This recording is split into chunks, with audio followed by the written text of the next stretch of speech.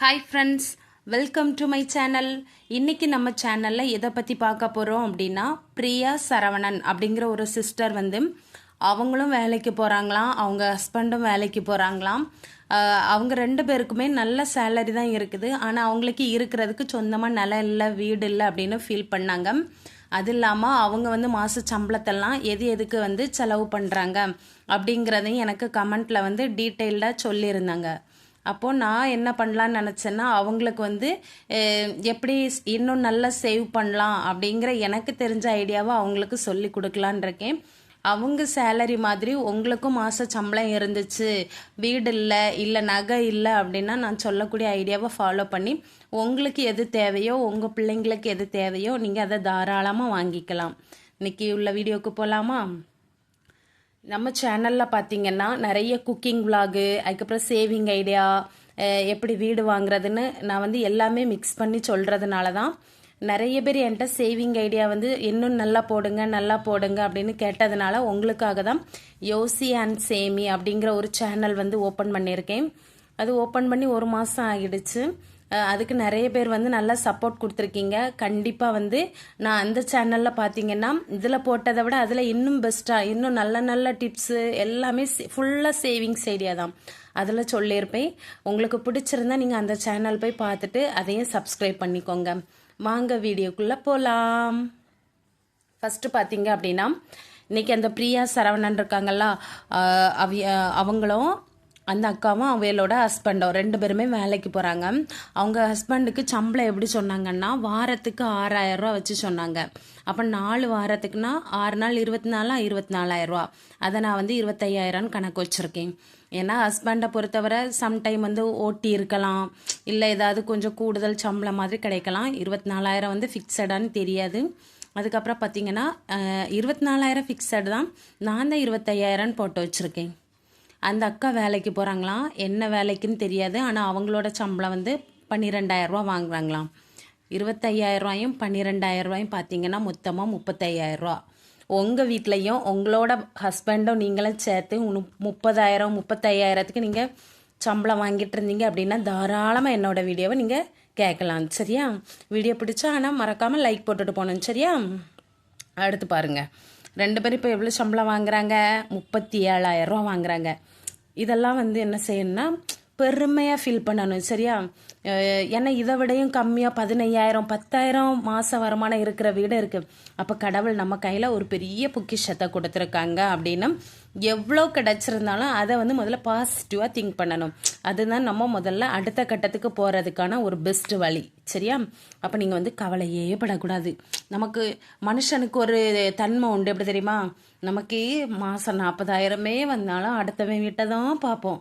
அவன் 50,000 வாங்குறானே, நம்மளுக்கு 40 தான் ஒரு, நமக்கு 50,000 வந்துச்சா நம்ம கொடி கட்டி பறக்கலாமே, ராஜா மாதிரி இருக்கலாமேன்னு நினைப்போம். இது எல்லாருக்கும் இருக்கிற ஒரு தன்மை தான். ஆனால் அந்த தன்மையை கொஞ்சம் மாற்றிக்கோங்க. சரியா? ஏன்னா அது அந்த வருமானம் கடவுள் நமக்கு எப்போ தராங்களோ அப்போ அதை அனுபவிச்சுக்கலாம். இல்லாததை நினச்சி ஏக்கமும் படக்கூடாது. அப்போ இந்த வருமானத்தை வச்சு அந்த அக்கா ஃபீல் பண்ணுற மாதிரி பண்ணாங்க. அந்த அக்காவுக்கு தான் சொல்லிக்கிறேன், ஃபீல் பண்ணாதீங்க, பாசிட்டிவாக திங்க் பண்ணுங்கள். உங்கள் வீட்டில் 37,000 வருதா? நீங்கள் என்ன பண்ணணும்னா அந்த 2 ரூபாவை கட் பண்ணிக்கோங்க. 2,000 ரூபாய் எடுத்து மாதம் ஒரு பர்ஸில் பீரோவில் வச்சுக்கோங்க. அந்த பர்ஸில் வைக்கும்போது நீங்கள் எப்படி நினச்சி வைக்கணும்னா, இந்த 2,000 ரூபா நமக்கானது இல்லை, வேற யாருக்கோ கொடுக்க வேண்டிய ரூபா.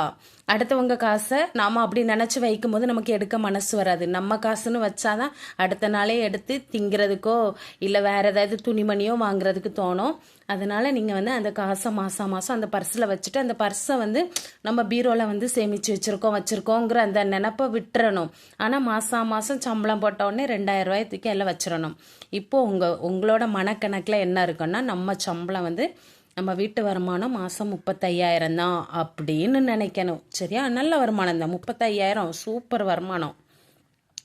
அந்த 2,000 நான் சொன்ன மாதிரி சீக்ரெட்டாக அது சேவிங் ஆகிட்டே இருக்கட்டும். ஓகேவா? நீங்கள் ஒரு 5 மாதம் வச்சு பாருங்கள், பர்ஸுக்குள்ளே 10,000 பொங்கி நிறைஞ்சு வழிஞ்சு போய் இருக்கும். அதுக்கப்புறம் பார்த்தீங்கன்னா அந்த அக்கா வந்து பைக் லோன் எடுத்திருக்காங்களாம். சரி, பைக் வந்து எல்லா ஆம்பளைங்களுக்குமே தேவை. அதனால் அவங்க 5000 ரூபா மாதம் மாதம் பைக்குக்கு லோன் போயிருமா. அதுக்கப்புறம் ஏதோ ஒரு லோன் சொன்னாங்க. இந்த லோன் வந்து எதுக்கு வாங்கினாங்கன்னெலாம் எனக்கு தெரியாது. அதுக்கு 7500 போயிருமா. நான் ஒன்றே ஒன்று சொல்லிக்கிறேன், உங்களுக்கு எவ்வளோ கஷ்டமாகவே இருந்து ஒரு பொருள் வந்து உங்களுக்கு வாங்கணும்னு ஆசைன்னா கையில் காசை சேர்த்து வச்சுட்டு நீங்கள் போய் வாங்குங்க. லோன் எடுக்காதீங்க. அதிக வட்டியோ மீட்டர் வட்டியில் போயோ கடன் வாங்கிட்டு வந்து நீங்கள் அந்த பொருளை ஒன்றும் வாங்காண்டாம். சரியா? இது என்னோட ஸ்ட்ரிக்ட் ஆர்டர். ஏன்னா எனக்கு அந்த லோன் எடுக்கிறதும் அந்த வட்டிக்கு வாங்கி ஒரு பொருள் வாங்குறதும் எனக்கு பிடிக்கவே செய்யாது. சரியா? அடுத்து ஏன்னா நாங்கள்லாம் சூப்பர் ஸ்டார் பரம்பரைங்கிற மாதிரி அப்படியே ஒரு கொள்கை நான் வச்சுருக்கேன். நீங்களும் வச்சுக்கோங்க. எவ்வளோ கஷ்டம் வந்தாலும் கஞ்சியே குடிப்பேனே தவிர நான் யார் காலையும் விழுந்து வட்டிக்கு. சரியா? யார்கிட்டையுமே போய் நம்ம என்ன செய்யக்கூடாது, வட்டிக்கெல்லாம் வாங்கி திங்கக்கூடாது. அது நல்ல பழக்கம் கிடையாது. நீங்களும் என்ன மாதிரியே கொள்கை வச்சுக்கணும். சரியா? குட் கேர்லாமா. அடுத்து பாருங்கள், அவங்களோட சேமிப்பு எவ்வளோ சொன்னாங்கன்னா 6500 இது வந்து என்னை பொறுத்தவரை ரொம்ப எப்படி சொல்கிறது, இவ்வளோ 37,000 வருமானம் இருக்கவங்க 6500 தான் சேமிக்க முடியுதுன்னா கொஞ்சம் கவலைக்கிடம் தான். சரியா? நான் எங்கள் வீட்டில் வந்து இதை விடையும் கம்மி வருமானம் தான். 20,000 21,000 தான் நான் வந்து இவ்வளோக்கு உங்ககிட்ட பேசிக்கிட்டு இருக்கேன். அப்படிங்கும்போது 37,000லாம் கிடச்சா நல்லா ராணி தான் போல் அப்படின்னு நினச்சிக்கிறேன். அது எல்லாருக்கும் ஒரே மாதிரி அமையாது. உங்களுக்கு சொல்லித்தரேன். சரியா? எப்படின்னு. ஆனாலும் இதையே நீங்கள் பாசிட்டிவாக எடுக்கணும். அதுக்காக தான் பக்கத்தில் எழுதியிருக்கேன், இன்னும் முயற்சி செய். 6500 சேமிப்பு காணாது. வீடு வாங்கணும், நிலம் வாங்கணும், ஜாக்கிரதை. அடுத்து பாருங்கள், இது இனி எப்படின்னு சொல்லித்தட்டா. இப்போ உங்களுக்கு பைக் லோனு, மாத லோனு, வீட்டு வாடகை எல்லாம் சேர்த்து 18,500 புஷ்ஷுன்னு போயிட்டு. அடுத்து மீதி எவ்வளோ ரூபா இருக்கும்? 18,500 போயாச்சு. இனி அடுத்து ஒரு அமௌண்ட்டை ரவுண்டாக எடுக்கணும். எதுக்குன்னா ஏலச்சிட்டு. ஏன்டா எவன் பேசினாலும் எல்லாருக்கும் நான் சொல்லியது ஏலச்சிட்டு தான். ஏன்னா நம்ம கையில் இருந்துச்சுன்னா கடவுள் அதுக்குன்னு ஒரு வினையை தருவார். அதனால நம்ம என்ன செய்யணும், முன்னக்குட்டிய கடவுளுக்கு முன்னாடியே நம்ம முந்திரணும். 10,000 ரவுண்டாக எடுங்க, அதிகமாக வேண்டாம். 10,000 எடுத்து 2 லட்ச ரூபா ஏலச்சீட்டில் கொண்டு போடுங்க. ஏலச்சீட்டு வந்து பெஸ்ட்டு தான். சரியா? 2 லட்சம் கட்டினா மாதம் 10,000 போயிடும். இப்போ இந்த 18,500 இங்கே ஒரு 10,000 மாதம் எவ்வளோ போயிட்டு 28,500 சுவாக. அடுத்து பாருங்கள், இந்த 10,000 வந்து சேமிப்புக்குன்னு நினச்சிக்கோங்க. சரியா? 28,500 டோட்டலாக காலி ஆயிரும். மீதி 7,000. அதில் கலைஞர் ரூபா ஒரு 1000 வருமா? சேர்த்தா என்னன்னு 8,000 நம்ம கையில் இருக்குது. பொக்கிஷ மாதிரி இருக்குது. அதில் தான் அரிசி வாங்கணும். நீங்களும் உங்கள் ஹஸ்பண்டை வந்து ரேஷன் அரிசி சாப்பிடுவீங்க அப்படின்னா நீங்கள் வந்து இந்த அரிசி வாங்கக்கூடிய 1000 கூட நம்ம மிச்சம் பிடிக்கலாம். சிலிண்டர் அதே மாதிரி தான். சின்ன பொண்ணு வச்சுருக்கேன்னு சொன்னீங்க, கம்மியாக சிலிண்டர் வந்து எப்படியெல்லாம் வந்து நம்ம வந்து குறைவாக யூஸ் பண்ணணும். ஒரு சிலிண்டர் வந்து மாதம் 3 மாதம் 4 மாதம் வரை போகிறதுக்கு நான் நம்ம சேனலில் சூப்பராக ஐடியாலாம் சொல்லியிருக்கேன். அந்த வீடியோவை நீங்கள் பாருங்கள். சரியா? கண்டிப்பாக வந்து நான் அதெல்லாம் ஃபாலோ பண்ணி தான் 3 மாதத்துக்கு ஒருக்கா சிலிண்டர் வாங்கிட்டு இருக்கேன்.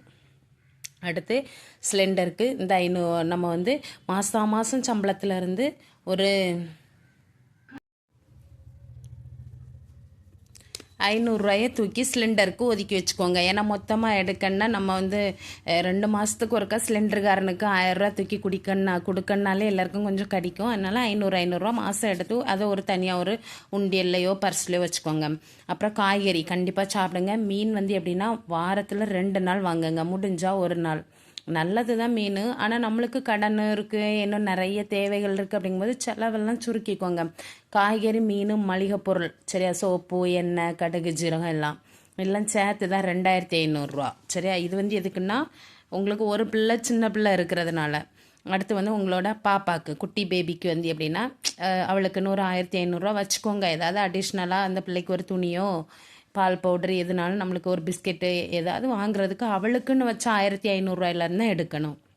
அப்புறம் இபி கரண்ட் பில்லு, இது எவ்வளோலாம் வரும்னு தெரியாது, ஒவ்வொரு இடத்த பொறுத்து. அது இபிக்காரன் வந்து அவங்க கண்ணுக்கு என்ன தெரியுமோ அந்த நம்பரை தான் எழுதுவான். எங்கள் ஊரில் திடீர்னு நான் ஒழுங்காக ஃபேன் கூட வீட்டில் போட்டிருக்க மாட்டேன், அந்த மாதம் 500 எழுதுவார். எல்லாம் ஓடி இருக்கும், அந்த மாதம் வந்து 300 200 எழுதுவார். என்ன கணக்கில் எழுதுறாரோ ஒன்றுமே தெரியலை. உங்கள் ஊரில் எவ்வளோக்கு இபி பில் வருது அப்படிங்கிறத கமெண்ட் பண்ணுங்கள். சரியா? அதுக்கப்புறம் வந்து உண்டியல் கண்டிப்பாக சேர்க்கணும். உண்டியல் முக்கியம், பிகிலு அப்படிங்கிற மாதிரி புருஷனுக்கே தெரியாமல் உண்டியலை சேர்த்து வச்சுக்கோங்க. அதுவும் எப்படின்னா ஓயாமல் திறந்துட்டு மூடுற உண்டியல் பார்த்து வாங்கக்கூடாது. நான் என்ன சொல்ல வரேன்னு புரியுதா? ஒருக்கா உடைச்சாலும் பக்காவாக உடைக்கணும், பலமாக இருக்கணும். அப்படிப்பட்ட ஒரு உண்டியலை வாங்கிக்கோங்க. அதே மாதிரி நகைச்சீட்டு போடைக்க ஐயா கலைஞர் தராரு 1000 ரூபா. எந்த கட்சிக்காரன் இனி அரசியலுக்கு வந்தாலும் எப்படியும் ஒருத்தவங்க ஸ்டார்ட் பண்ணி வைக்கிறது தான் அடுத்தவங்க தருவாங்க. அப்படிங்கும்போது இப்போ ஸ்டாலின் அவங்க தர 1000 ரூபா மாதிரி இனி அடுத்தடுத்து தருவாங்க அடுத்த தலைமுறைகள். 1000 ரூபா, அந்த 1000 ரூபாய் கொண்டு நகைச்சீட்டு கட்டணும். இந்த நகைச்சீட்டு எதுக்கு கட்ட சொல்கிறேன்னா, உங்களுக்கு ஏலச்சீட்டு இப்போ வந்து 2 வருஷத்தில் முடியுதுன்னு வைங்களாம். 2 லட்ச ரூபா கட்டி 1.5 வருஷத்தில் ஏலச்சீட்டு முடியுதுன்னா அந்த 2 லட்ச ரூபாயை நீங்கள் எடுப்பீங்க. உங்கள் மணி பர்ஸுக்குள்ளே கொஞ்சம் ரூபாய் சேர்த்து வச்சுருக்கீங்களா ஒளிச்சு அதுக்கப்புறம் இந்த நகைச்சீட்டு கட்டுவீங்களா. முதல்ல இந்த 2 லட்ச ரூபாயும் உங்கள் மணி பர்ஸில் உண்டியல்ல எல்லா இடமும் 1.5 வருஷம் எவ்வளோ ரூபா சேருதுன்னு பாருங்கள். எல்லாம் எடுத்துகிட்டு நகை கடைக்கு போய் ஒரு 2 பவுனுக்காவது அட்லீஸ்ட் நகை எடுக்க முடியுமான்னு முதல்ல நகை எடுக்க பாருங்கள். ஏன்னா தங்கமும் நாளுக்கு நாள் விலை ஏறுது. அப்போ முதல்ல நகை எடுக்கணும். எடுக்கிற நகைக்கு செய்கூலி சேதாரம் இல்லாமல் எடுக்கணும்னா நீங்கள் நகைச்சீட்டை கட்டுங்க. நாம கட்டுற நகைச்சீட்டு வந்து நம்மளோட செய்கூலி சேதாரத்தை மிச்சப்படுத்தி தரோம். சரியா? இது வந்து பெஸ்ட் ஐடியா. இல்லைன்னுங்களா, அன்னைக்கு நம்ம புதுசாக போய் நகை எடுக்க போகிறோம், செயின் எடுக்க போகிறோன்னா அன்னைக்கு 2 பவுன் செயினுக்கு 20,000 30,000 செய்கூலி சேதாரமே கொடுக்குற மாதிரி இருக்கும். அப்படிலாம் இருக்கக்கூடாது, புத்திசாலித்தனமாக இருக்கணும். சரியா? அப்புறம் நகைச்சீட்டு ஒரு 1000 ரூபா கட்டுங்க.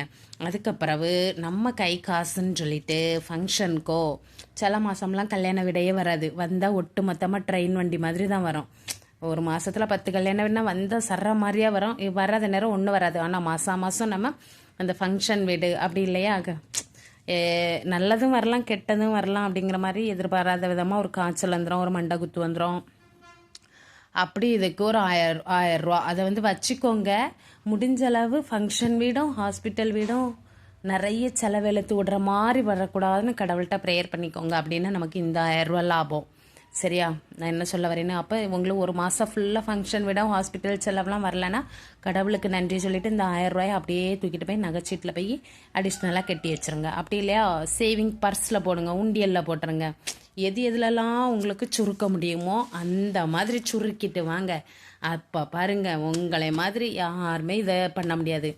எதுக்காக நீங்கள் வந்து இழைச்சிட்டு முடிஞ்சோடனே நகை எடுக்கணும்னு சொன்னேன்னா, நீங்கள் நகை எடுத்தீங்க அப்படின்னா அந்த நகையை கொண்டு மறுபடி குறைஞ்ச வட்டியில் ஏதாவது மத்திய அரசு பேங்கோ தமிழ்நாடு அரசு பேங்கோ எங்கே கம்மி வட்டி போடுறாங்களோ அந்த பேங்கில் போய் ஈடு வச்சு சின்னதாக லேண்டு வாங்குங்க. அப்படி இல்லையா பழைய வீட்டோட சேர்த்து இருக்கும் அந்த மாதிரி முதல்ல லேண்டு கிடச்சிச்சின்னா வாங்குங்க. அதுவும் ரொம்ப ஊர்லேருந்து ரொம்ப தள்ளி போயெல்லாம் வாங்காதீங்க. ஊருக்கு உள்ளேயே கிடைக்கிற மாதிரி பாருங்கள்.